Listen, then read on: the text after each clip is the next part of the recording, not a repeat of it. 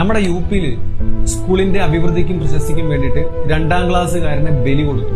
2ാം ക്ലാസ്സിൽ പഠിക്കുന്ന ഒരു പയ്യന് 6 വയസ്സ് പ്രായം ഉണ്ടാവും. സ്കൂൾ ജീവനക്കാരെ ഇപ്പൊ പോലീസ് അറസ്റ്റ് ചെയ്തിട്ടുണ്ട്. 3 അധ്യാപകരെയും സ്കൂൾ ഡയറക്ടറിന്റെ പിതാവിനെയാണ് അറസ്റ്റ് ചെയ്തിട്ടുള്ളത്. പോലീസ് അന്വേഷിച്ചപ്പോ അവിടെ ദുർമന്ത്രവാദം ചെയ്തതായിട്ടുള്ള തെളിവ് അവർ കണ്ടെത്തി. അപ്പൊ എനിക്കൊരു സംശയം എന്താണെന്ന് വെച്ചാൽ, നല്ല മന്ത്രവാദവും ദുർമന്ത്രവാദവും ഒക്കെ ഉണ്ടോ? ഇതൊക്കെ നമുക്ക് ചുറ്റും നടക്കുന്ന കാര്യങ്ങളല്ലേ? മനുഷ്യനെ കൊല്ലുന്നില്ല എന്നേ ഉള്ളൂ. ഇങ്ങനെയൊക്കെയുള്ള വിശ്വാസത്തിന്റെ പേരിൽ നമുക്ക് ചുറ്റും കോഴിയെ കൊല്ലുന്നു, ആടിനെ കൊല്ലുന്നു, എന്നിട്ട് അതിന്റെ ചോരയെടുത്തിട്ട് ഇവര് ദൈവത്തെ പ്രീതിപ്പെടുത്തുന്നു, സ്വയം മുറിവേൽപ്പിക്കുന്നു, നാവിൽ ശൂലം കുത്തുന്നു, തീയിൽ കൂടെ ഓടുന്നു, ശരീരത്തിൽ മുറിവേൽപ്പിക്കുന്നു.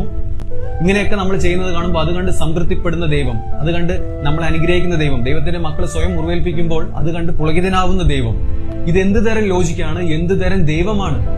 ജാതിയെയും മതത്തെയും തലയിൽ കൊണ്ടു നടക്കുന്ന വിഡ്ഢികളായിട്ടുള്ള ജനങ്ങളെ ചൂഷണം ചെയ്യുന്ന രാഷ്ട്രീയക്കാരുള്ളിടത്തോളം കാലം ഇങ്ങനെയുള്ള സംഭവങ്ങൾ ഇനിയും നടന്നുകൊണ്ടിരിക്കും. ഒരു യൂറോപ്യൻ രാജ്യത്ത് പോയിട്ട് നമുക്ക് അഭിമാനിക്കാം, ഞാൻ ഇന്ത്യക്കാരനാണെന്ന്